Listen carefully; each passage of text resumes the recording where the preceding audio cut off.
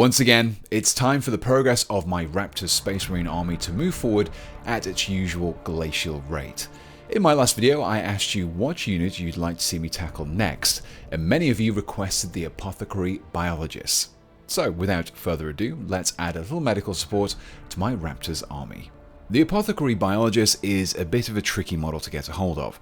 Originally, he came as part of the Leviathan box set, and as a result, is now only available as part of the Heroes of the Chapter set, which also comes with 5 push-fit Sternguard and a Primaris Lieutenant.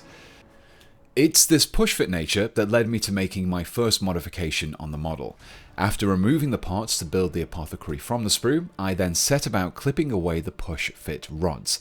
These are great for beginners, but the rods can make those seams and joins a little more prominent, so I generally recommend just clipping them away if you plan on gluing your model together.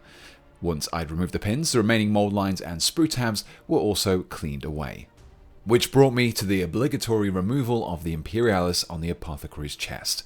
This now mandatory step was achieved in the usual way, by shaving away the decoration in chunks, before then employing a scraping motion to create that smooth, featureless chest plate. With the chest cleared and ready to accept some pouches, I then set about modifying the torso some more before I began assembly. The first of these was the loincloth tool belt. For my Raptors, I've tried to limit the more decorative and less functional parts of Space Marines, and a loincloth is one of them.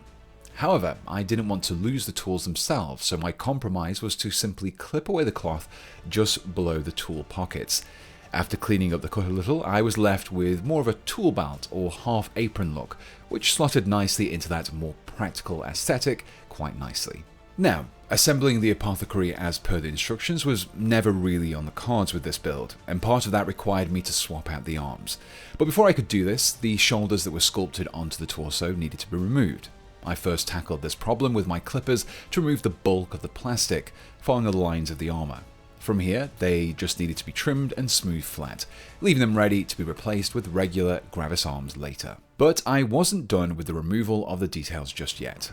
Again, in my quest to limit superfluous details, I've avoided using purity seals, and so the sculpted on purity seal at the hip was also removed. This proved to be a little trickier though, as I needed to both remove the seal whilst also reshaping and reforming the armor plate hidden beneath. With any steps like these, I always recommend a slow and steady approach. You can always remove more, but it's much harder to add material if you cut away too much. Once I'd finished the major adjustments to the torso, I could finally assemble that and the legs together. But before we go any further with that Apothecary, let's hear from the sponsors of this video. Me, or more specifically, my Dead Animal Bits kit. Regular viewers will already be aware, but this is my very own kit, which is packed full of over 300 hard plastic bits ready to adorn your miniatures, bases, and scenery. Inside you will find all manner of expired creature parts, including shark jaws, bull horns, rib cages, femurs, impaled hands, severed heads, ram horns, antlers, feathers, teeth, and more. So whether you're looking to add some grotesque mutations, grisly trophies, or just some battlefield debris to your miniatures, then this kit has something for you. But by far the most useful detail about this set is that everything is made from hard plastic, making it perfect for clipping, trimming, and adjusting into whatever shape you need it to be. So if you're planning your next kit bash, or you just need some bones to add to your bases, Dead Animal Bits has you covered. I've partnered with Wargames Atlantic to produce this kit, so wherever you can find their other products, you can also find Dead Animal Bits, be it on their own website or through independent retailers like Element Games.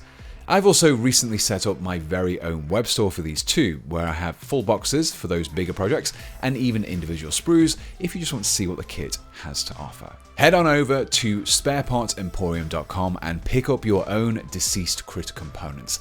I also package up and ship everything from that web store myself, so anything you buy from there really helps me out and it helps the channel out too. You can find all those links down in the description below, but for now, let's get back to that Apothecary. When it came to attaching the arms, I intended to adjust the overall pose of the model by redirecting the direction that the model faces in. I couldn't do this easily with the legs, but it could be achieved by swapping out the directions of the arms.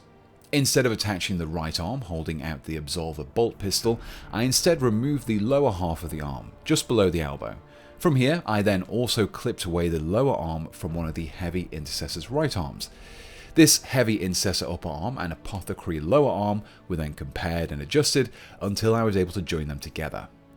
To finish off the right arm, I glued the right shoulder to the torso, followed by the absolver bolt pistol holding the lower arm, creating a more relaxed pose for the right arm.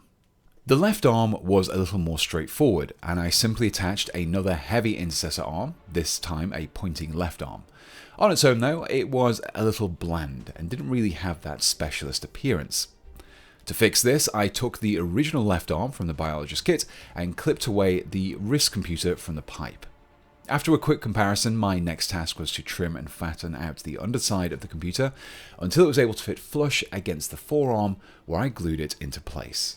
Continuing with the arm, I next took the pipe that was normally attached to the Biologis' containment unit, clipped it away and compared it between the torso and the wrist computer. It required a bit of trimming and adjustment, but once I was able to get the pipe fitting properly, I glued it into place. For the shoulder pads, I simply used some regular heavy intercessor pads. While I glued the right arm into place, I specifically chose to keep the left shoulder pad and the apothecary's head separate from the main model for the time being. I planned on painting these differently from the rest of the model, so keeping them apart would make this much easier to achieve later on. Which brought me to the most important part of any Raptor build, the pouches. The first of these took the form of a magazine carrier, which I created by first removing the magazines from some intercessor bolt rifles. After trimming down the mag, I then glued it to the top of some intercessor pouches. After repeating this process for the second pouch, I then split the pouches in two and attached the pouches to the chest. Breaking them apart was not entirely necessary, but it did make it easier to fix them to the torso. These mag pouches were then followed up with this compass tool taken from the Imperial Fist upgrade sprue, which I felt looked close enough to a surgical tool. And finally, a couple of grenades taken from one of the Phobos kits. Now, one problem I did have after reposing the apothecary was that the lamp attached to the power pack was facing the wrong way. It's a small detail, but it would have bugged me if I didn't readjust it. So to fix, I clipped away the lamp and flattened out both halves of the join. Then, to strengthen the bond between the two parts, I drilled a 1mm hole into both the power pack and into the lamp. I then glued a length of 1mm steel wire into the lamp, clipped it down to just a few millimeters poked out at the end, and then glued this into the power pack with the lamp facing in the same direction as the left arm. And with that, the model was finished and I could turn my attention to the base.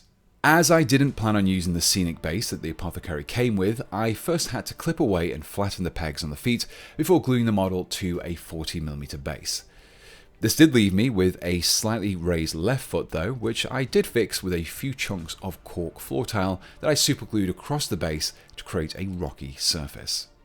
I finished off the base with a Chaos Terminator helmet taken from the Battlefield Trophy kit, which left the model ready for some painting.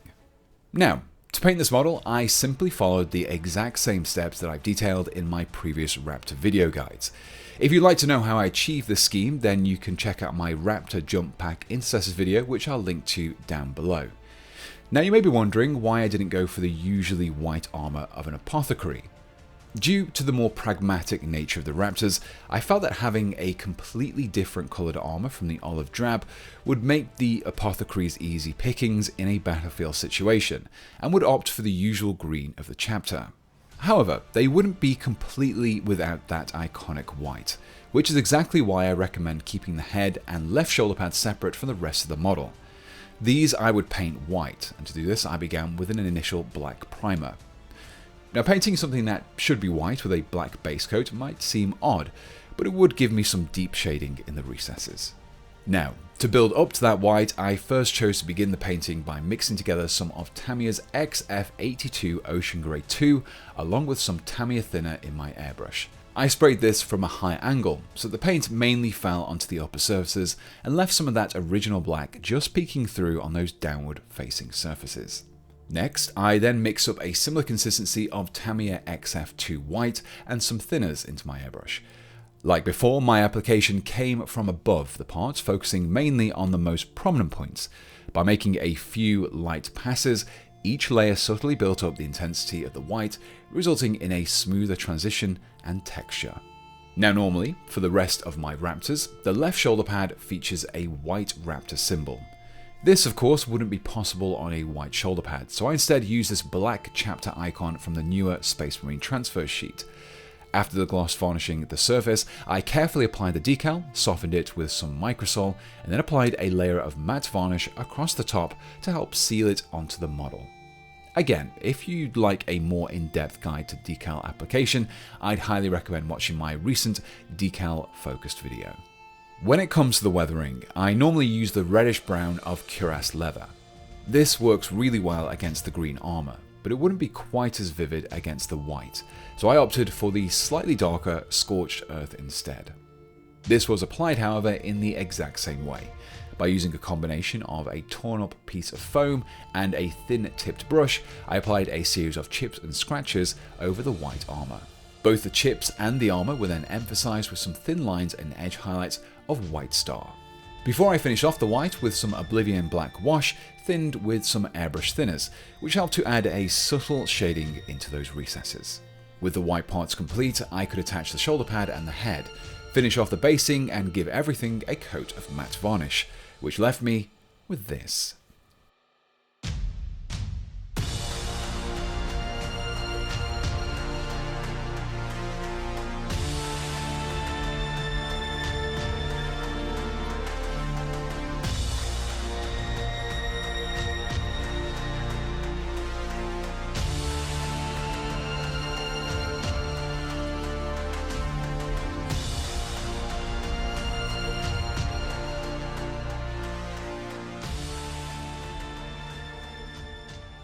And so, that concludes this 7th entry into my Raptor Army video series, and the 9th unit that I've built for the army.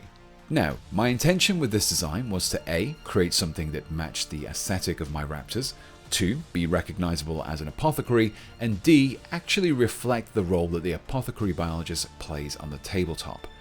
The Biologist's role is less about healing his squad, and more about using his knowledge and equipment to identify and exploit weaknesses in his opposition. I felt that the new pose reflected the apothecary pointing out these vulnerabilities to his attached squad after processing some data from his risk cogitator. So what's left to add to my force for my initial 2,000 point goal? Well, I plan on adding 3 more aggressors, 6 eradicators, 5 heavy intercessors, a lieutenant, and a 2nd land raider. Once these are done, I'll have a good solid starting point to build up from. So, let me know in the comments below what, out of that list, you would most like to see me tackle next time. And if there is anything outside that list you think I should add, then let me know about those too.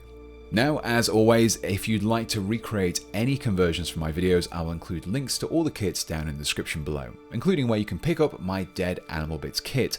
And if you're in the UK or the US, check out my website, www.sparepartsemporium.com. If you're in the EU or other parts of the world, then you can find them on the Wargames Atlantic web store as well. But before I go, let me say a huge thank you to everyone who continues to help keep the channel going. And if you'd like to support me too, you can get early access and ad-free videos, exclusive merchandise, and even your name in the credits. Simply follow my Patreon link below or hit the join button. Just like my top Patreon supporters did, who are Nail5, Adrian Ruiz, Ban Yevrian, Berserker, Daniel Dowling, George Kanzini Roberts, Immaterial Creations, Cornbread, Maciej Savitsky, Matt Brower, Molly Mork, Olden Time, Ryan Little, Sam Sepulveda, Swedsman, Tim, and Warnovice. And my top channel members who are Alex Verne, Bon Johnson, Dave, Doug H, Guy Bazant, Lil Ely, Mark Taylor, Nerdington Paints, Omnitom, Philip Poya, S.O., Satoran, S.J. Carper, That One Tech Priest, The Sire Acquired, and Whale Tussler. So until next time, thanks for watching, and goodbye.